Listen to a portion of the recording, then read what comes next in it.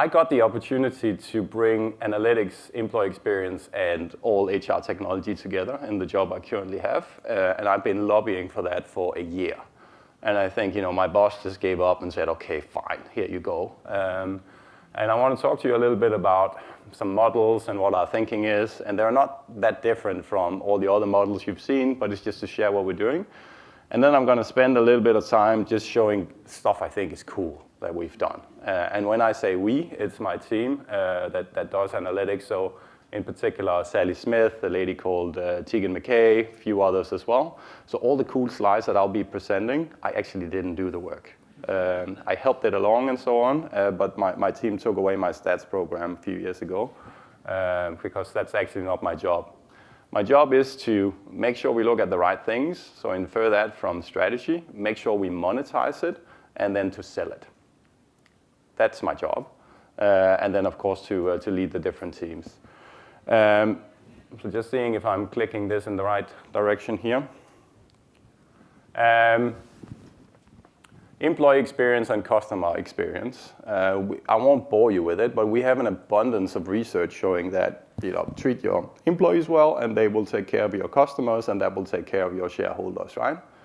And that's why I think that's really what's interesting here, right? And I know there's an element of marketing behind the whole new employee experience, and how much of it is actually new and so on. But I think we should lean into that, and not be a victim, like Al said, but really take that as an opportunity and see what can we actually benefit from this approach.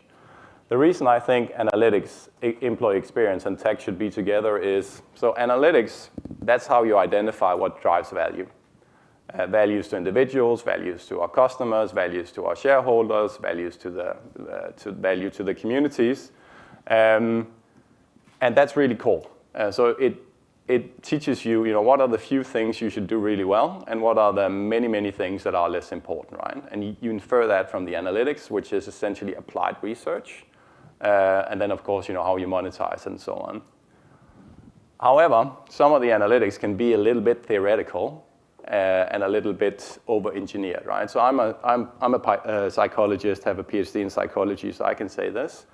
Psychology is the science of what everybody already knows, but explained in a way that nobody understands, right? There's some of that, right? Have you seen these models and the principal component analysis, and there are lines with correlations and so on? So get to the point, right? What do you want to say? So experience, actually, it takes that insights, which is a bit complicated, and it makes sure that it lands well and it drives adoption, so it's intuitively appealing. And if you design a process that's easy for people to use, they will use it. If you design something that's theoretically correct but hard to use, they will not use it. It's just, so if you want to drive adoption and really get the most out of your analytics, you need to think human-centered design, really focus on the experience. So that's great. And I get really excited and had a couple of tries and so on, but I got a little bit underwhelmed by myself and our efforts because it was hard to scale it. And that's where technology comes in, right? If you control your HCMs, your experience layers, your assessment systems, your survey systems, and so you can actually scale it. And then you can do it, instead of a few hundred people at a time, we can do it for 40,000 people at a time at NAB. And that's what I think is truly exciting about technology as well. And that actually also then gives us data that we can feed back to the process. I've seen a lot of maps on the employee journey. Have you seen that? Inspired from the customer journey. And I'm happy to be challenged, but I find it a bit HR-y, because it's sort of it's from hire to retire. And it's really it's a mapping of the moments that matter to HR. It's not the moments that matter to me. That's different, right? That's, oh, I got a new contact in the business, or I got involved in this project, or I just got my second child, or, ooh, we're picking up the new puppy, or whatever, right? Those are the moments that matter to me. The annual performance appraisal, not on the list at all, right? So I just think we need to be mindful that we need to understand our people, and then keep HR flexible and make sure that we cater to the moments that actually matter for our people.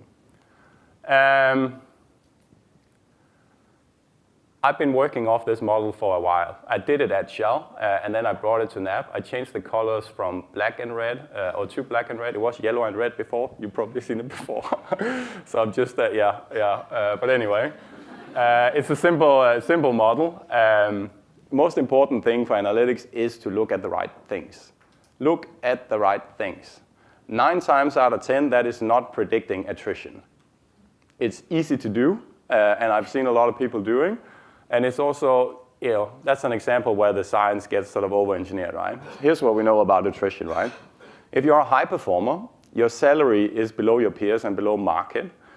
You haven't got a promotion for a long time. You live far away from work, and your boss is an idiot. You are going to quit. You don't need a lot of science for that, right? And numbers and like risk ratings and red, yellow, green, and so on. It's sort of like, yeah, I could have told you that, right? If you spend that time actually talking to your people instead of doing the analytics, you're actually doing something about it. Anyway, so look at the right things. The right things, that starts with strategy, right? Starts with your customers. It starts with your core products. Starts with the moments that matter to the people that generate value for your company, right? So you're looking at what impacts them, and then you work your way back. You identify what are the people element in those value chains. Science and best practice. So there's literally 100 years of great academic research. So we have somebody from Berkeley up next. Where are you sitting? There you go.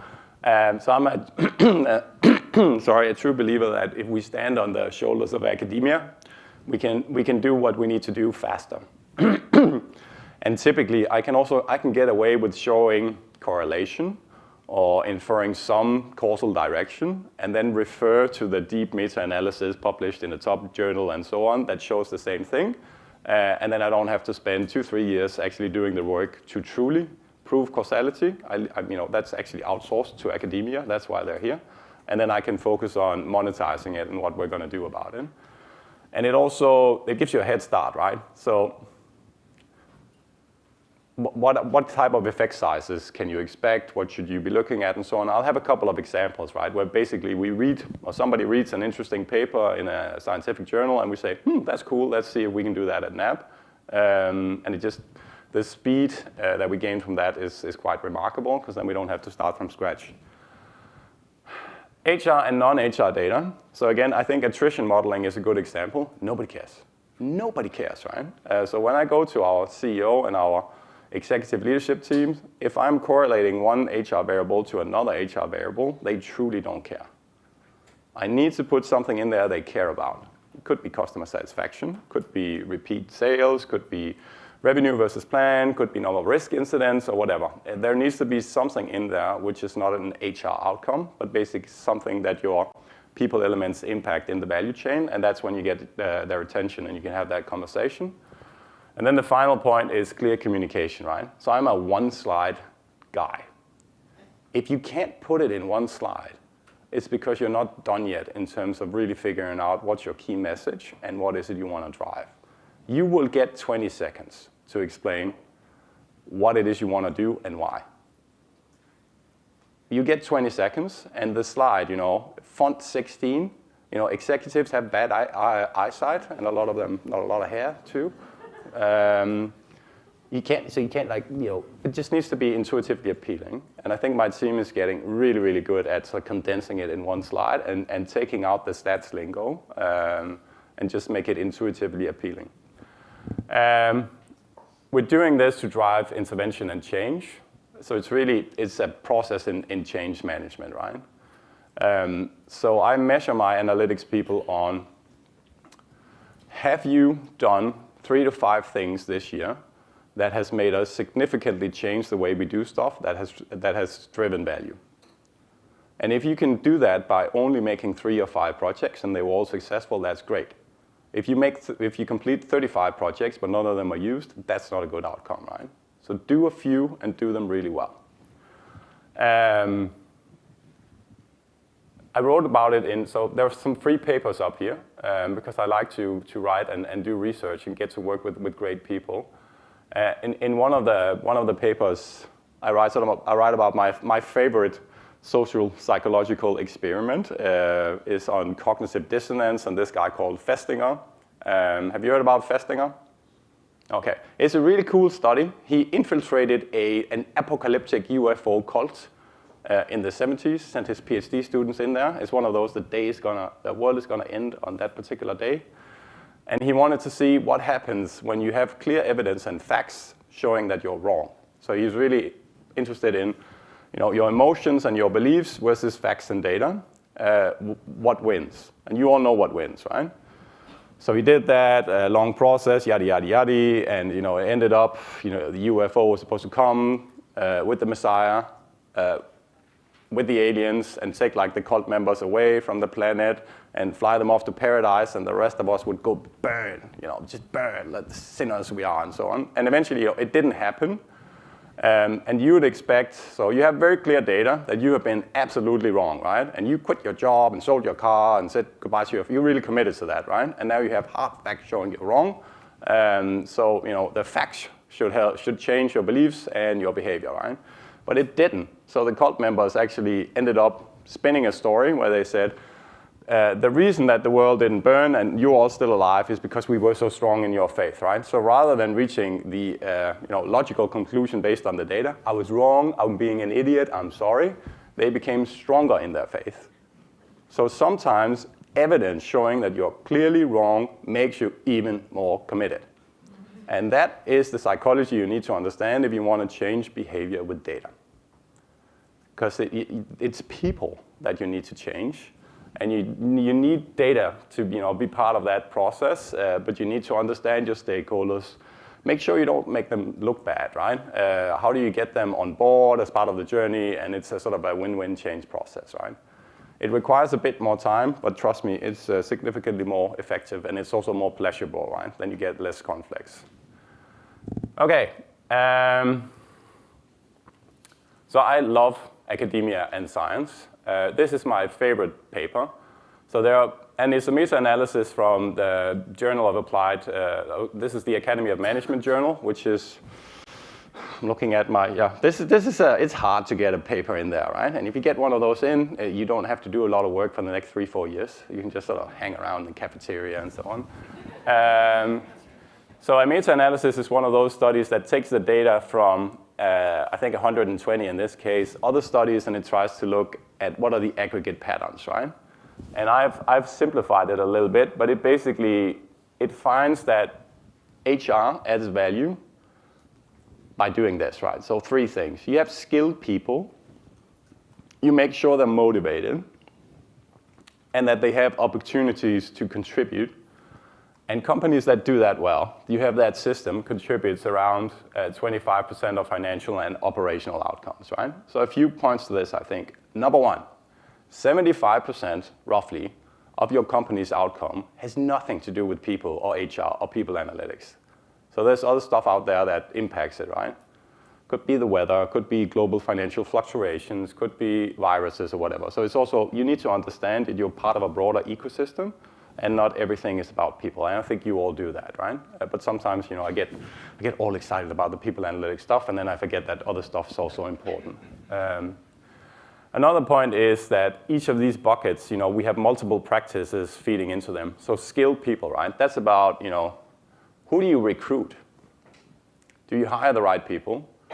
And if you don't, is that because of your EVP, because you're not attracting them? Is that because your REM is off in the market? So a lot of stuff basically impacts it, right? Skilled people is also about training and development. It's about talent. Do you move people into the right roles and all that stuff, right? So multiple different things. High motivation, that's what we call employee engagement, right? Engagement, satisfaction, potato. There are many different vendors, and they all have their unique proprietary engagement model, and they all correlate very highly. So it's more, how do you deliver that in an effective way? I want to give a shout out to Glint, so I can see Shannon is in the room.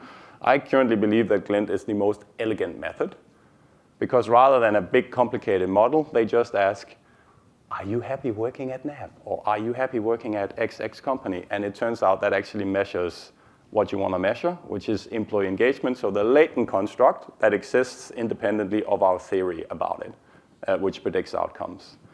And amazing analytics of verbatims, which is what our leaders really want to get to as well. So if you haven't worked with them, you should go talk to Shannon in the break. And no, she's not paying me to say that. It's actually because I believe in. So Engagement, that goes back to Aristotle, right? So he was drinking with the generals in Rome, and they were pondering on, oh, we lost the battle today, and I can't believe it, because they were ill-equipped farmers, right? And we have, Roman mercenaries with real weapons and so on. How did we lose? And Aristotle coined the term, the morale of the troops. You've heard it before, right? So no doubt having the right gear and weapons and whatnot is probably important. But having the morale, having skin in the game, so you're fighting for your village or your family and your kids and so on, means you fight harder.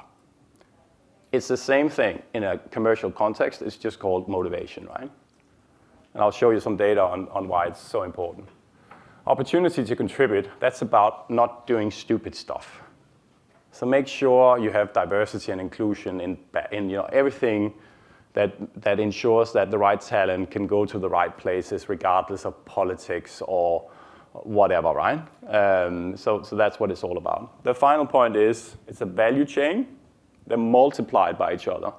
If you do one of them badly, none of the other stuff matters, right? If one of the values in this chain is 0, the outcome is going to be 0. So you can hire the best people in the world, and then you demotivate them, you won't get the outcome you want. Does that make sense? Cool. So that's our thinking. So rather than looking at, does recruitment work, or can you give me the learning ROI and so on, we try and look at the value chain, right? Saying, so instead of, I can't give you learning ROI because it depends. And if you hire better suited candidates to begin with, your learning ROI is going to be better. But it's only going to materialize if we can motivate them and retain them and so on. Does that make sense? Cool. You've seen this triangle before. I was speaking to George about it yesterday. We try and do, so the people insights, the advanced stuff, that's really cool, but it's also really easy. The really hard stuff is all the reporting and the underlying HR data management and data engineering and so on, right? It's super important to have the facts and to know where you are. So the analogy for us is it's a bit like running a hospital. You need nurses and doctors, but you want to make sure your nurses are doing the nursing and that your doctors are doing their thing and not vice versa and so on. And that's also reflected in the types of profiles that we hire for the different jobs. I'd be the first to admit, I've tried 2 times having the reporting team and the advanced analytics team sit together, and you break it. Because reporting, it's always urgent, somebody always needs something and so on, you never get to do analytics. You need to ring fence them and keep the day-to-day reporting away from them and give them lots of time and be willing to take risks on their projects. So that's how that works, at least for us. Okay. Cool examples. So again, it's examples that I think are cool. Some of them are so cool that I couldn't share them with you because it's being filmed. So our corporate affairs guy told me no. I could only do it if I killed you all afterwards, and I think that's a bit over the top. Okay. Employee engagement. So we have roughly 1,000 branches spread across Australia. And we have more than 10 years of really good data at branch level, individual level, customer satisfaction scores, sales results, repeat revenue, income, you name it, right? And then over here, we had all of this HR data, right?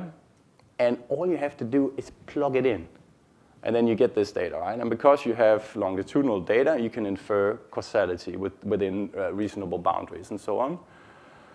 And yes, we did a lot of advanced statistics, and we adjusted for stuff like, is it urban or is it rural, and what's the socio-economical status of the postcodes that it's in, and how many other branches from the competitors are nearby. So we tried to do all that stuff, and essentially a clear picture emerges where the branches we have with the highest engagement, the customer satisfaction is twice as high as those where it's not, right? So if our people get the feeling that we don't care about them, they are not going to care about our customers. That's essentially what we're finding, right? We also looked at what it means in terms of NAB's money. So in an average year, NAB gets a profit of around $5-6 billion, depending on multiple things, of course. But that's what it's been like historically. And we can see that employee motivation, that accounts for around $1 billion. So that's the monetary value of it. and it's causal. And it helped us sort of address this chicken and egg conversations we had with, you've had this as well, right? With some of your executives that go like, no, engagement follows, right? If the business is doing well and you pay people bonuses, then people get engaged. It's not the other way around. We were like, it's not the case. You motivate them, then you get outcomes. You get into that positive spiral there. Okay? Organizational network analytics, I think that's really cool. And that's really, really fun stuff. We look at our leaders because our leaders are the biggest driver of employee engagement. And what we find, so when we compare those leaders that drive great outcomes for our people and through that great outcomes for our customers, we find a few things that are, that they have in common. They have larger networks and the shape of their network is different, right? So instead of just having a small network inside the HR division or people division, they have a broad network of key stakeholders across the entire bank, indicating that they focus on the value chain rather than the silos. They collaborate more, so they actually spend more time in meetings and in emails, but they do it with fewer people and with the right decision makers in the room. So rather than meeting 10 people, they will meet 3 people, and they would do that more often as well, but they will meet the right 3 people. They spend more time coaching, so they take their leadership tasks seriously, and we can see they spend even more time coaching their highest potential and highest performers and so on. So they are prioritizing how they use their time. And what we find currently also is that they work more. And that's the thing that we need to watch out for, right? Saying, okay, that's what the data currently says. Should it be like that? Or how do we create a better culture where actually you don't have to necessarily work more to get that done as well? You can do a lot of cool stuff with O&A, many different providers that you can use and so on. So if you're not doing that yet, I suggest you get into it because that's super fascinating, super exciting. Here's an example where someone from my team read a paper from personnel psychology, which basically looked at beliefs in corporate social responsibility and is your company doing well, and indicated that employees that believe their companies are contributing back to society and communities, it's more than just profits. They are basically more proud to be part of that organization, be associated with it, and as a result, they're more likely to stay, and that means you have more productivity, you have less attrition cost, and so on. So basically trying to say CSR is not just about doing the right thing, which I think it is ethically, but there is actually also, there's money to be made by doing good philanthropy and CSR. And we just took their model and we checked that at NAB, and we found that the employees we have that rate NAB higher on CSR. So as an example, we just announced that all our 40,000 colleagues would get 1 additional day of leave on the condition that they spend it in a bushfire impacted area and go there and spend some money, right? So take an extended weekend, live a little, buy a sandwich, have a coffee and so on. And we're not going to check it, right? It's not like you're going to come and show me the receipt and so on, but it's stuff like that, right? Where you go sort of like, that's a good idea, you give something back. And we can see that increases intent to stay. So we spend a little bit of money on CSR, but you actually get something in return, right? And the CSR people are lovely people, but some of them have, they have such a big heart that they can't get themselves to monetize it, right? Because that's evil capitalism and that's not ethics and so on. But you have to, right? So we were able to work with them and show, do a lot of this. You should actually spend more money on this so we can drive some of these better outcomes, right? We've done a lot of work on basically looking at the value that an individual employee brings over sort of the time that they're in a position. And I know this is a busy slide, but essentially what we're showing is like, day one you start in a new job, you don't add value. You actually, you're basically taking value from your colleagues because you don't know anything, right? Where's the kitchen? Where's the toilet? How does the email work? Who's that? Why are we doing that? And so on, right? You do that for 2-3 months, maybe shorter. I do it longer probably, right? So, but you're not contributing to value the first days, right? And we train you. and you have to go to courses and stuff like that, right? So we're pouring money your way, but you're not delivering. At some point in time, you start delivering, right? And we want to make sure that the time for you to get to peak performance or full contribution, how can we accelerate that? And we can see there's big variance, and some people do it better than others. So how do we replicate those examples of people that get up to speed really quickly? Then we want to make sure that you don't leave your job too early. And that's a big thing in, I'm almost saying, at least financial services and also Australia. And we're managing a paradox here, right? As individual employees, we want career development and the new job and the new salary and, oh, that's exciting, and career progression. What our customers want, they want the same person to stay in the job for longer, right? I don't want to change my banker every 2 years just because they have like career intentions. I want the same banker for 4 to 5 years. They understand me, they understand my business, and so on. So we're managing this paradox, and then we need to make sure that we make it easy and attractive for our employees to do what we want them to do. So that salary structures back it up, training and development, you grow in role, and so on. So we sort of do that thing. So that's essentially what we're trying to do, and there's significant value to be had by just extending time in role. Time in role is the best aggregate measure of how capable you are. So if you're too busy to do all the stuff with competencies and framework and so on, that's a pretty good proxy. All other things equal, the longer you stay, the better you get. Sorry, that words are floating around a little bit. An example here is we had sort of call center-like environments with a lot of attrition, and they didn't know why.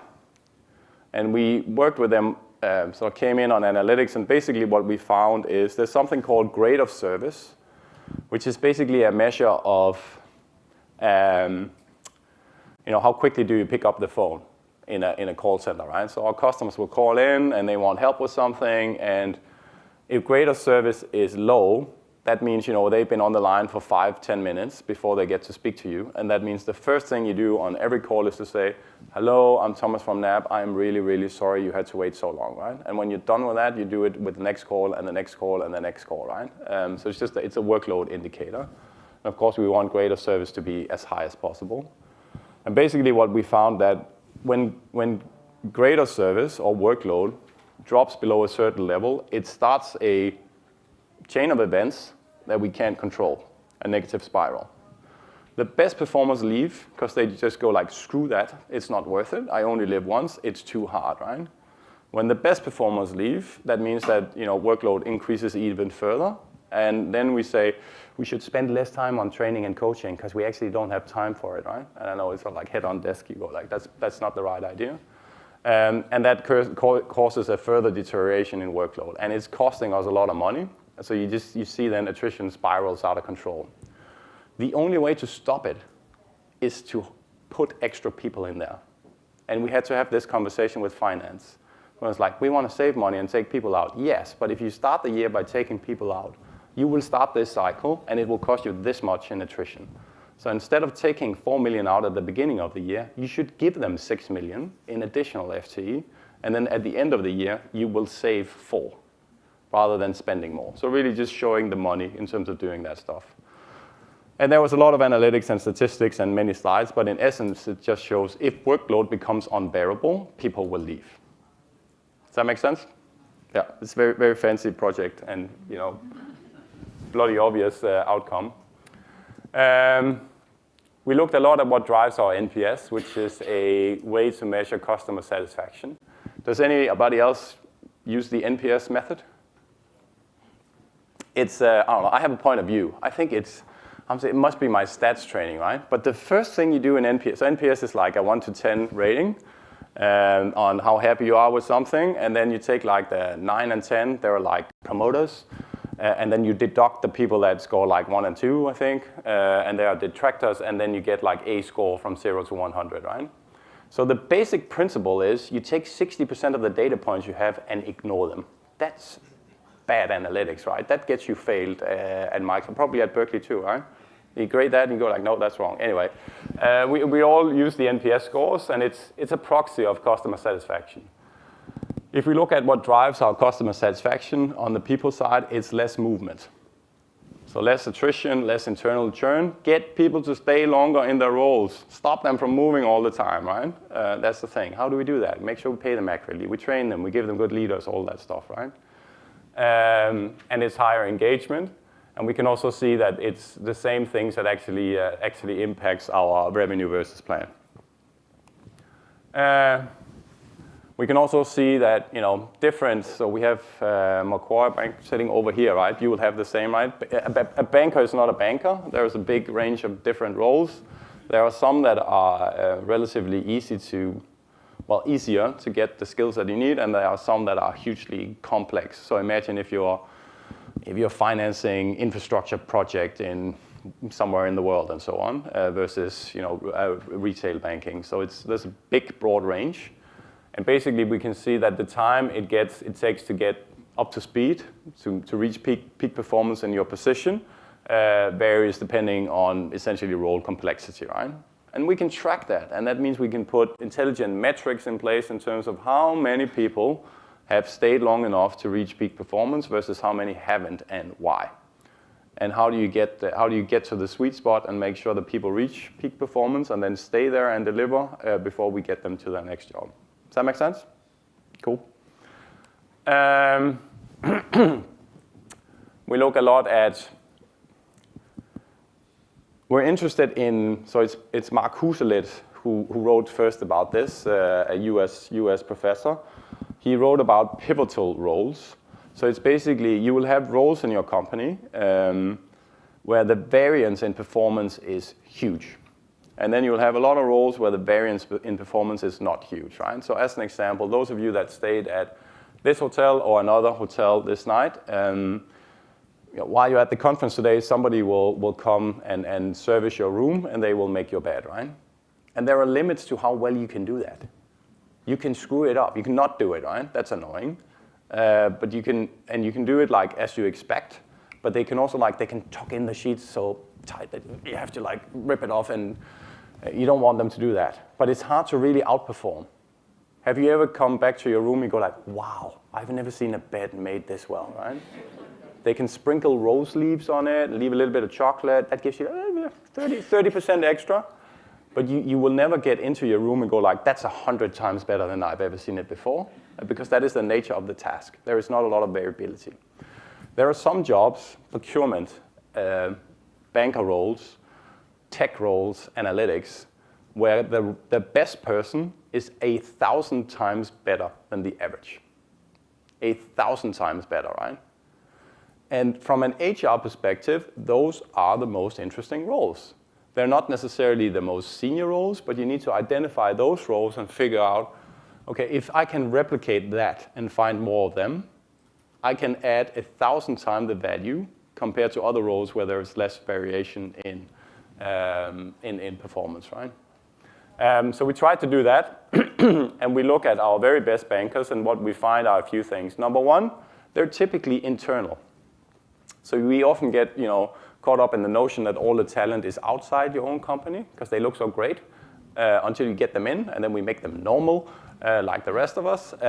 So typically, internal transfers do a lot better because they understand the culture, they have connections, they have the networks, and so on.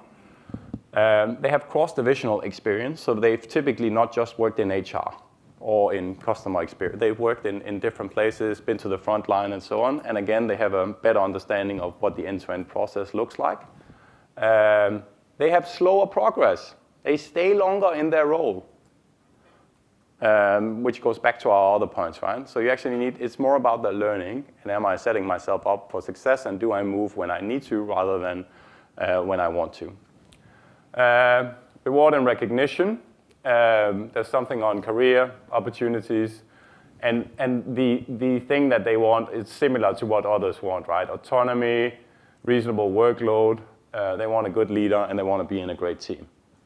And we're all that's a reasonable list of requirements. We can try and scale that for you. Wanted to just say that there are many other projects that we're working on. And it's pretty much the same thinking. I don't think we're doing anything that anyone else in the room is not doing. And when I talk to my peers and the rest of you, or our vendors and partners supporting us and so on, I think it's important to understand we're all part of the same value chain, and it's all about learning from each other. And I wanted to spend a little bit of time towards the end just checking on, do we have a little bit of time for Q&A, right? And it's an opportunity for us to learn, right? Because I've heard great examples in the room, so it's more, does anybody want to share what you're doing? Any questions or any suggestions on, Thomas, you shouldn't be doing that, you should be doing that instead? I just wanted us to take a little bit of time for that. There are no stupid questions, only stupid presenters. So it's a psychologically safe environment. So just wanted to take some time to hear if there are any questions or comments or thoughts from anyone. What are some of the edgier stuff that you're looking at that may be in the laboratory, beta testing, stuff that may be 6-12 months away, but that you're excited about? That's under the category of stuff I can't tell you about without killing you. Safe, a psychologically safe environment. Not that psychologically safe, but thank you for testing it. So I think our next presenter will give this topic the attention it deserves. Because a true expert on that. I think so I can't tell you exactly what we're doing, but I think what we're struggling with is there's so much cool stuff we can do, and then it's ethics. Just because you can doesn't mean you should. And balancing those requirements, and we're trying to stay on the, I'm sort of referencing the next person, we're trying to stay on the right side of creepy. Because if people analytics crosses that creepy line, we're gonna erode our opportunities to do good. So we're trying to find. We have some projects where we want to make sure that we stay on the right side of that line. And with increased technology and merging many different data sources and so on, you can get dangerously close. And then there's a lot of stuff with AI where I'm a bit concerned. And this is just my point of view. There's a lot of tech today that has some sort of AI in it, right? And I want to know what it is, because I want to make sure that I'm not. So AI is a bit like a power tool, right? If it's used by a professional, it can really drive efficiency. But if it's used by somebody like me and you make a mistake, you greatly amplify the impact of the mistakes as well. And when I have conversations with some of these vendors, some of them just say like, oh, you can't see under the hood what's in the AI. It's proprietary, right? At which point of time I go like, bye. So those are some of the things where we're trying to push the boundaries, right? Does that make sense? Sorry for the woolly answer, but yeah. Cool. So one more. All right, we'll go here and then cool. Chat with George. Great. Is the work your team does driven by business, or do you guys push out ideas to them? It's primarily driven by the business, right? So we have this sort of like that matrix that Al showed before, where we look at what's the impact of this project, how does it align to strategy, and then we also look at what's the risk. Because there are some projects where the business gets a good idea, or we get a good idea, and we look at it for half a year and we find nothing, and we're like, oh, okay, that sucked. So we need to have sort of that, a balanced portfolio of projects. We always make sure that we do something that the business needs and that we have a business stakeholder, because then it becomes pull, not push. Sometimes we will try and influence them and say, oh, that's a really great idea. You could also, in addition to that, perhaps potentially look at this. And then sometimes they agree to it, and then that becomes the process, right? I have bad experiences just deciding on, I want to do this because it's a cool project, and then you show up with a solution to a problem that nobody knew they had and so on. It just becomes too hard to monetize it afterward. Does that make sense? Yeah. Cool. Is this on? Hey, Thomas. Hey, George.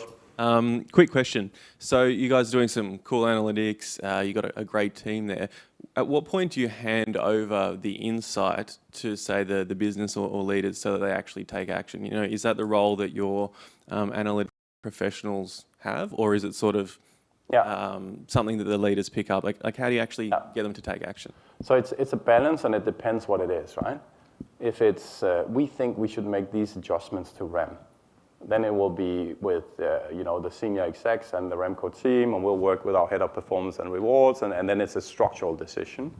A lot of it is basically working with our HR partners, right? So basically saying, you know the business, you know how to get this done. This is what we're finding. We need people to stay longer in their role, and because that's what our customers. How do we do that? And they say, stop making it financially attractive to change jobs, but impossible to get a pay increase while you're actually in the job, right? And then we go like, oh, that's a good idea. How do we change that? And then we have those conversations. And we also make sure we road test stuff really early, right? So we don't go too far down a rabbit hole on something that's not manageable. Does that make sense? Cool. Okay, great. Thanks a lot, Al. Tom was outstanding. Really well done.